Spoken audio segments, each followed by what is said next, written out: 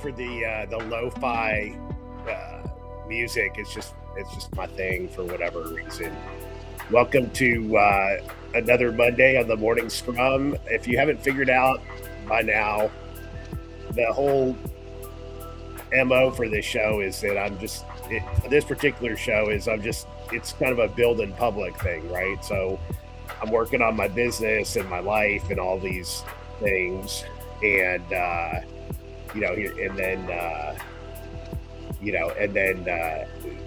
just trying to figure out in this moment how I'm going to move forward into whatever I need to do in front of me and kind of build the foundations for this influencer transformation. So, after all this kind of thinking and life stuff and changes, every day I'm getting up and looking at how do I just get deeper and commit and stay focused in this direction. And one of the keys to being successful with any kind of business is how you monetize. Like big businesses spend a huge amount of time and money and research looking at how they price, and little businesses, small businesses, startups, this is a super important thing. So I'm just going to focus on that today and not get into like a lot of like personal journey stuff. And I have so much stuff going on today. It's like I've got to get through my work stuff, and I have not the good thing is I built a lot of support around me. So I have some room to operate, and I'm just really trying to say, hey, I'm going to do this right, and I'm not going to get caught up in the tyranny of the now. Really important concept. If you haven't looked at it, it's like trying to just constantly chase the moment instead of building into something is probably one of the main reasons for what I would consider strategic level failure. And to say that I'm not prone to it would be a lie. So anyway, but I am going to talk about a time when I did a lot of strategic planning, and to be honest with you, it didn't come out like the plan at all in some ways. However, the outcome of this planning was huge in terms of like the value of the business that I was creating. So I wanted to share that today. I put up my new, or this is my strategist logo. So I think on this slide, I need to work on it. I might even just like hide the logo here itself on this particular scene, because I like this. This is my strategist logo, and my goal to some extent is to work as a strategist. I'm trying to be like a modern day Sun Tzu, right? That's my goal. And to get cred and respect for that, there's a lot that goes into that. So I'm not pretending that I'm there today, but I have done a lot of strategy work, and I wanted to share this. I put it up on my wall. I kind of over filtered the design a little bit. So I put it up on my wall and took a picture. So you can see this was something, it was not created in 2020. It was probably created in about 2015 when we were maybe call it 3 to 4 million at MCF Tech. And I wanted to break through 10 and get to 15 in 5 years. And I can tell you that I never got there. I think, the business itself hit more than 5, but I exited, actually, I scaled it back to about 2.7, which was the sweet spot that I just felt like it was the most manageable, and it honestly had the same margins as 3.7, and it was just a lot easier to manage. And we came up with these strategies for monetization, and you literally can't see them on the chart, so I'm just going to read them out here. There's the first, and actually these are different. You'll see as I go through this to the second part of the exercise that they're really different for my influencer business model. And so this one, we had 5. It was fixed fee. So this would be like a software services discovery. And you would just be like a flat fee. And we'd say, towards the, like, as we went along, the value went up because we got more and more skilled. So they were about 15,000 for like a 2 to 3 day discovery, I believe, was sort of like the last that I was involved in that. And then Second, following that was time and materials, which you would think is like the meat of what we did. And it was like building applications was like, the main focus of our work. But over time, as the revenue diversified, like the less we had in time and materials, the better, right? And then we had this recurring bucket, which honestly is one of the pieces that was like, I would say like the smartest thing we did, because we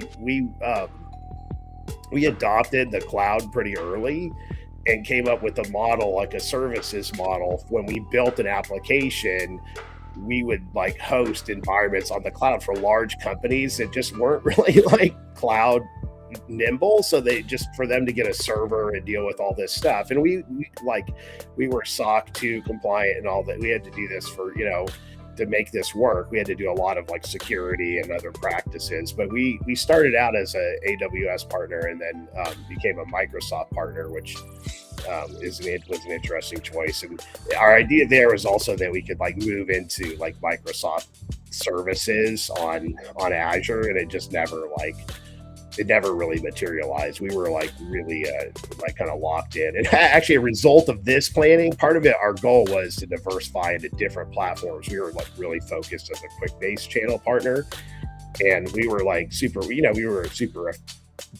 we were like their top partners. So it was great. But on another level, we had a hard time. Like anytime we tried to break out of that, we just never got anywhere. And they would even sometimes like sort of actively, affect. And it makes sense. They didn't want us creating, they didn't want us like cross-selling or, it gets really messy. And so that was a big learning for me in terms of but the other piece, going back to this recurring revenue, is that we ended up, I would say, getting to the point where like you could say pretty much all of the margin in the business came from recurring. And what we would do is we would say like, hey, we're going to host this like server on Azure for you that's like running a really important integration, and it's just dedicated to you. And the cost of that server might have been, like not very much, $100 a month. and and again, this isn't ripping anybody. We had to do a lot of work to set all this up, and I think, we would charge 6 figures for that server just to be like on call and like to guarantee that if anything broke, because it was so important to the overall application that they didn't care. They're spending millions on development, like they're just going to build a budget for this thing. So anyway, we learned to charge a lot of this recurring anytime we could. And then part of that, we had the license. So because we had some pretty decent proprietary stuff that was like around how we did our integrations, and none of these big companies argued with it. They were fine, right? It's part of their purchasing model, and like they understood the value. And so those two things combined eventually were just like money at the end of the year. So it took a lot of pressure off of trying to fill up the T&M work. And then we had this other windfall idea, which, to be honest with you, I think it's a really bad idea looking back on it. Chase, like we had the idea that we would like invest in like not things outside of the business, like little projects, our own products. And I like just actually don't really think that's it just, honestly, what it does, it creates this like funky, like, opportunity, like when you're a small business, to like get outside your wheelhouse and like spend your money on things outside. I think in a way you could look at it and say that like a lot of it created R&D for us, like building like little apps. And one app we did, we built an app that got purchased, and I got a $60,000 check. Like, that's cool, but was it really worth the effort and the opportunity cost? That one I would say is a no. So anyway, this board was I did work with a consultant, and we have a bunch of other stuff there were some really good things that came out of this in the end. Not long after this, I was like, just needed to get out of the business. So I scaled it back and exited or sold it to my partner, Mike, who was an awesome leader and continued to carry the business up to 5 million, and then sold it to QuickBase because we were just like super good, right? We were the best. But when we built apps for people on QuickBase, they would stay on. I think it was like 3.7 times longer. That's just a huge reduction in churn because we designed stuff that was like really awesome for the end users. So anyway, I'm gonna switch back and flip over here to the to one of my exercise for today, and I didn't actually add a sponsor on this slide. Could probably add something, but let's see. Who should I add as a sponsor today? Let's see, add an image. Just pick one. Somebody that I'm happy with right now. Let's see.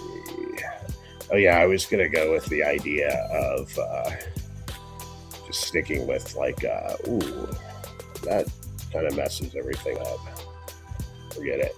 I'm just going back here. I think I know why I did this, because I just want to focus in on my board here. So anyway, let's get back. So today's exercise, actually what I did before I did all this, that's why, man, it's like the day has gone by so fast, right? So what I did before I started this is I put up that other board and put a whole bunch of stuff down here in the, in our garage up on the walls. So starting to feel kind of decorated a little bit, even though it's like super messy behind me.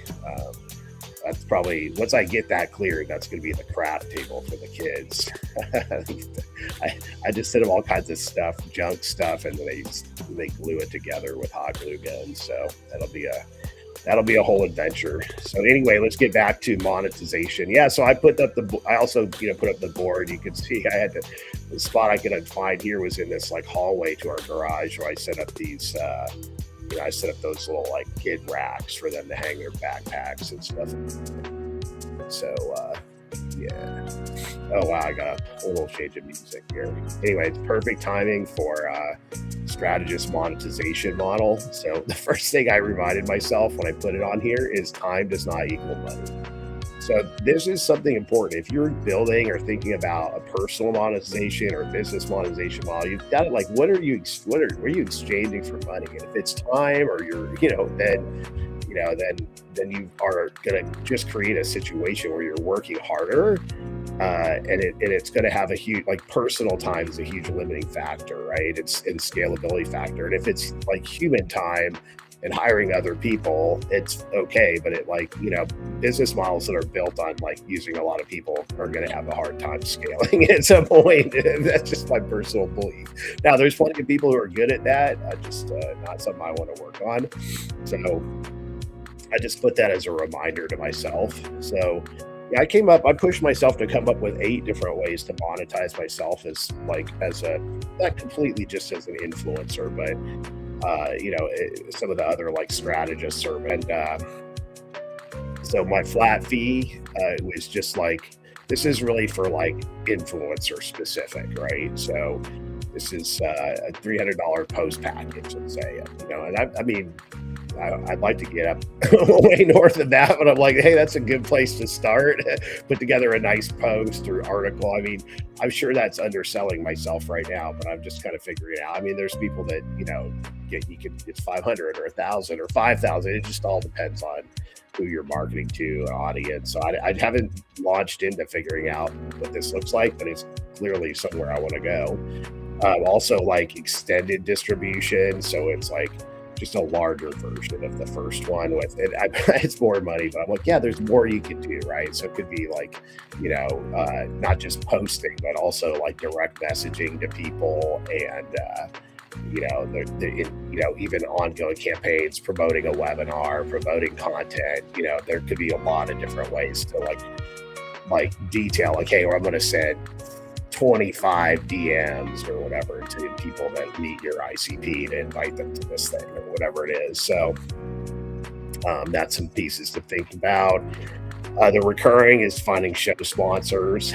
So I definitely want to work on that. I haven't done this before. And so I'm like just thinking about how it might work. And I've been doing some research and things, but I also want to control it myself, right? I'm not like, I don't want to get into just like chasing stuff on forums or, and like influencer platforms. Like I feel like I want to be able to reach out to people and say, hey, here's my package, here's what I offer, here's the value, and the clear audience, right? And there's you're going to get some value out of this. So then it kind of, for me, I put my strategic mapping. This sort of kind of belong more towards the bottom, but like I really want to offer map design for people, and it's like synergistic because I want to be able to have content that I can share with other people from the maps that I create that give people, that are giving people this sort of strategic vision in their business. I just realized I've got like my hat. I could go back hatless here. Here we go. But I have to work out this like light thing up here. So anyway, let's keep going here. We got the mapping affiliate is that's like straightforward, right? I just need to sign up for like affiliate things and get pay per click. I can research those. Commission is a per result. I already have a lot of those relationships, so my focus is my focus or my area or whatever audience and my zone is going to be around like high end B2B, which seems crazy, but I honestly feel like I appeal at that level. The kind of content that I can produce in terms of like business strategy, solution design, solution architecture.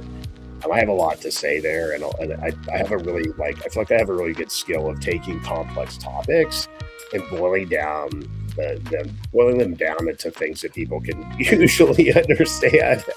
Sometimes nobody understands what I'm talking about, but I'm usually pretty on target when it comes to like how this kind of business type stuff works. I mean, I have my MBA, I've built my own business, I've seen a lot of stuff, and so anyway, hopefully, that that will come through.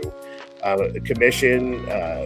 Let's see, affiliate. We talked about commission. This is a per result. Yeah, so I have a lot of these relationships already set up. So this is something I'm like, I need to move away from commission because it's hard to track. But hey, like, if I can get some of these going, I love to like help with deal making. So I have closed a lot of like 7-figure deals, whatever. Like, so it's like I mean, that's not there's people who've closed huge deals or whatever, but there's an art to making things come together for people, and so I that's a big piece of like what I want to do in terms of the shows and influencer and even some of my other work. Channel payments, I guess I need to research. Like you can, if I got big on YouTube, you can make a little bit of money for this. I don't really know how much it would be. And then this is kind of like time isn't money, but maybe it is. So fixed fee services. I mean, I do like creating stuff and I do enjoy like working on other people's stuff, but I just feel like so much of the time, like people don't appreciate like they're not appreciating the creativity and the opportunity. And so they look at something and they're not like creating something for somebody just to be like, here's a blog, but you don't have an SEO strategy, or, is it worth my time to do any kind of work like that? Just because it does kind of feel like it's time for money, but there might be some models for this for like, hey, like let's produce a collaborative video with somebody or a blog or articles about topics. I have to think about this one. I did 8. I might not try to monetize in all of these different ways. So anyway, I'm excited about taking this step today. I've got a lot of other things I got to do to bring all the pieces together with work and life, and just like I'm sure everybody, I mean, out there, if you're going for it, you're juggling a lot of things, and every day is about how you bring all that together and move forward in the best way possible. So, yeah, just calling out like, if you like what I'm doing, interested in chatting, you want some like strategic insight, just message me on LinkedIn. Always happy to chat with like other, smart-minded people who are trying to tackle business challenges and business or technology challenges. My services are offered under strategists, and then today, I'm sponsoring this show right now from, I'm going to go get paid sponsors. If you can't tell, nobody's paying me yet. Right. But and I don't know if these guys would be paid sponsors, but they're people that I, really, appreciate a ton and I like are part of my kind of group of people I hang out with, Oceanic IO here and SoRit. So, anyway, I'm still practicing my ad blurbs. I might need to write like a blurb about these guys here. Like, okay, like SoRit, like, the AI infrastructure guys, like Oceanic, the AI, like cloud platform guys or something. Anyway, I'll work on that as we once I get. I'll just try to sell these ad spots here, right? Anyway, thanks for joining everybody, and have a wonderful Monday.